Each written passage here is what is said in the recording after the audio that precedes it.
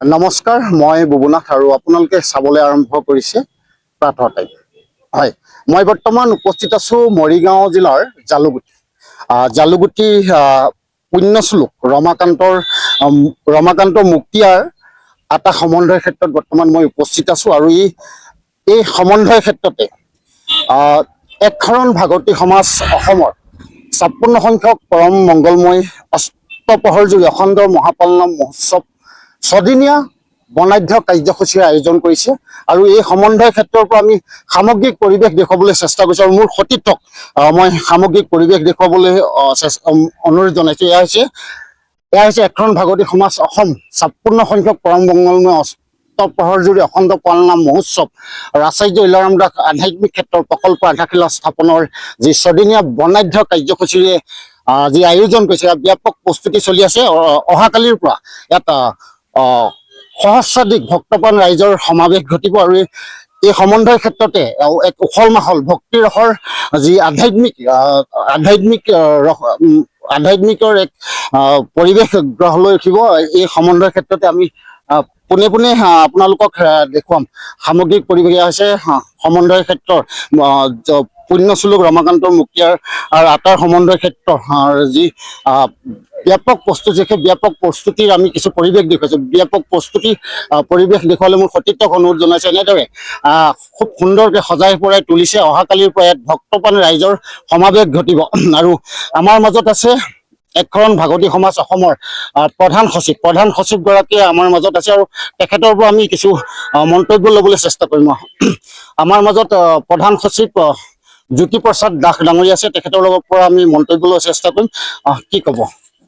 জয় জগতগুৰু শ্ৰীমন্ত শংকৰ, জয় জয়তে মই আপোনালোকৰ জনপ্ৰিয় চেনেলৰ জৰিয়তে অসম একশৰণ ভাগৱতী সমাজৰ আমাৰ সমূহ ভক্ত বৈষ্ণৱ আৰু মৰিগাঁও জিলাৰ সমূহ ৰাইজক মই প্ৰণাম জনাই এই অনুষ্ঠানলৈ মই নিমন্ত্ৰণ জনাইছোঁ। এই অনুষ্ঠান অহাকালিৰ পৰা ৫ দিনীয়া কাৰ্যসূচীৰে এই স্থানত একশৰণ ভাগৱতী সমাজ অসমৰ ৫৬ সংখ্যক পৰম মংগলময় অষ্টপ্ৰহৰ পালনাম কীৰ্তন জীৱ জগতৰ মংগল আৰু বিশ্বৰ শান্তিৰ বাবে অনুষ্ঠিত হ'ব। অসমৰ বিভিন্ন স্থানৰ পৰা প্ৰায় লক্ষ ভক্তে আহি এই স্থান বৈকুণ্ঠপুৰীলৈ পৰিণত কৰিব বুলি আমি বিশ্বাস কৰোঁ। আৰু ইয়াৰ লগতে আমাৰ এখন ধৰ্মালোচনী সভা থাকিব ৩০ তাৰিখে দুপৰীয়া আৰু ৩০ তাৰিখে গধূলি আমাৰ কটন বিশ্ববিদ্যালয়ৰ কিছু ছাত্ৰ ছাত্ৰীয়ে ইয়াত পাৰিজাত হৰণ নাটক কৰিব আৰু পিছদিনা ৰাতিপুৱাৰ পৰা পালনাম হ'ব। তাৰ পিছদিনা পুৱা আমাৰ এটা ধৰ্মীয় শোভাযাত্ৰা হ'ব আৰু সন্ধিয়া আৰু এখন আমাৰ নাটক হ'ব আৰু তাৰ মাজতে আমাৰ দিহানাম থিয়নাম আদি অনুষ্ঠান হ'ব। আৰু এই সমূহ অনুষ্ঠান মানে পৰিপূৰ্ণ কৰি তুলিবৰ কাৰণে মই সমূহকে নিমন্ত্ৰণ কৰিছোঁ আৰু আপোনালোকৰ সংবাদ গোষ্ঠীৰ জৰিয়তে এই গোটেই কথাখিনি, এই গোটেই অনুষ্ঠানটো মই অসমৰ ৰাইজক জনাবৰ কাৰণে বিনম্ৰ প্ৰাৰ্থনা জনাম। অসমৰ কিমানখন জিলা সমিতি অংশগ্ৰহণ কৰা পূৰ্ণ সম্ভাৱনা? আমাৰ ২৮খন জিলা সমিতি আছে। প্ৰত্যেকখন জিলা সমিতিয়ে আহিব, ক'ৰবাত অলপ কম হ'ব, ক'ৰবাত বেছি হ'ব, কিন্তু সকলোৰে প্ৰতিনিধি আমাৰ মাজত থাকিব। আপোনালোকে আদৰিবলৈ সম্পূৰ্ণ প্ৰস্তুত? আমি আদৰিবলৈ সম্পূৰ্ণ প্ৰস্তুত। আপোনালোকে দেখিছে হাজাৰো অধিক ভকত একেলগে বহি খাব পৰা আমাৰ ভোজনালয় তৈয়াৰ হৈছে আৰু চাৰিওফালে আপোনালোকৰ ভক্ত শিবিৰবোৰ আমি বনোৱা আপোনালোকে দেখা পাইছে। আমাৰ ওচৰৰ গাঁৱৰ ডাঙৰ নামঘৰ আছে, ওচৰৰ LP স্কুল আছে, সকলোবোৰ আমি ৰেডি কৰি ৰাখিছোঁ। আমাৰ যদি ইয়াত ভকতৰ সংখ্যা বাঢ়ে তেতিয়াহ'লে আমি ওচৰে পাজৰে আমি অন্য স্থানতো আমি ভকত ৰাখিবৰ কাৰণে পৰিৱেশ আমি সৃষ্টি কৰিম। কিমানমান ভক্তমান ৰাইজৰ উপস্থিতিৰ পূৰ্ণ সম্ভাৱনা আছে? আমি 5 দিনৰ কাৰ্যসূচীত ৫০ৰ পৰা ১ লাখলৈকে আমি ভকত আমি কামনা কৰিছোঁ আৰু হয়তো হ'বও পাৰে। অসমৰ জনপ্ৰিয় মুখ্যমন্ত্ৰী হিমন্ত বিশ্ব শৰ্মা ডাঙৰীয়া উপস্থিত থাকিব নেকি? চাওক, অসমৰ জনপ্ৰিয় মুখ্যমন্ত্ৰী ডাঙৰীয়াই আমাক এই এটা প্ৰকল্পৰ কাৰণে একশৰণ ভাগৱতী সমাজৰ প্ৰতিষ্ঠাপক আচাৰ্য ইলাৰাম দাস বাপৰ স্মাৰক ৰক্ষা কৰিবৰ কাৰণে আৰু ভাগৱতী সমাজৰ নামত তেখেতে প্ৰায় ৫ কোটি টকাৰ এটা আবণ্টন আমাক দিছে। এতিয়া সেই অনুষ্ঠানটো আমি তেখেতৰ কৰকমলৰে আমি ইয়াত আধাৰশিলা হোৱাটো বিচাৰিছিলোঁ আৰু সেইমতে আমি তেখেতক নিমন্ত্ৰণ জনাইছিলোঁ আৰু তেখেতে আহিম বুলি আমাক কথাও দিছিলে।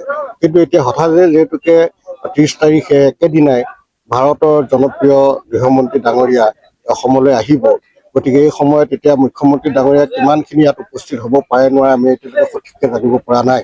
তথাপিও আমি আশাবাদী তেখেত যদি আহে আমি এই অনুষ্ঠান কৰিম আৰু যদি তেখেত নাহে আমাৰ এই আধাৰশিলা স্থাপন কাৰ্যসূচীটো আমাৰ স্থগিত থাকিব, কিন্তু আমাৰ ধৰ্মালোচনী সভা বা অন্যান্য অনুষ্ঠানখিনি হৈ থাকিব। হয়, ধন্যবাদ। এয়া আছিলে একখনন ভাগৱতী সমাজ অসমৰ প্ৰধান সচিব জ্যোতিপ্ৰসাদ দাসৰ ভাষ্য আৰু সম্পূৰ্ণ ভকত বৈষ্ণৱক আদৰিবলৈ তেওঁলোক সম্পূৰ্ণ সাজু আছে, কঁকালত টঙালি বান্ধি লৈছে ভকত বৈষ্ণৱক আদৰিবৰ কাৰণে। আৰু মই মোৰ সতীৰ্থক মই পুনৰ অনুৰোধ জনাইছোঁ সামগ্ৰিক পৰিৱেশ দেখুৱাবলৈ। এনেদৰে সম্পূৰ্ণ প্ৰস্তুতি আৰম্ভ চলি আছে। অহাকালিৰ পৰা যিহেতু এই স্থানতে সহস্ৰাধিক ভক্তপ্ৰাণ ৰাইজৰ সমাৱেশ ঘটিব আৰু উখল মাখলৰ এক পৰিৱেশ সৃষ্টি হ'ব, য'ত আধ্যাত্মিক আৰু ভক্তিৰ ৰসে বিৰাজ কৰিব এই স্থানতে। আৰু এই স্থানতে সকলোবোৰ সাজু কৰি তুলিছে। অহাকালিৰ পৰা যি ছদিনীয়া বৰ্ণাঢ্য কাৰ্যসূচীৰে আৰম্ভ হ'বলগীয়া মহাপালনামৰ যি মহাপালনামৰ যি অনুষ্ঠান, সেই অনুষ্ঠানৰ কাৰণে ইতিমধ্যে তুংগতভাৱে ব্যাপক প্ৰস্তুতি চলি আছে। আৰু মোৰ সতীৰ্থ সামগ্ৰিক পৰিৱেশ দেখুৱাই আছে। আমি এই মহাপালনামৰ যি 6 দিনীয়া বৰ্ণাঢ্য কাৰ্যসূচী আমি ধাৰাবাহিকভাৱে বাতৰি পৰিৱেশন কৰি থাকিম। তাৰ বাবে চাই থাকিব আমাৰ এই প্ৰাতঃ টাইম।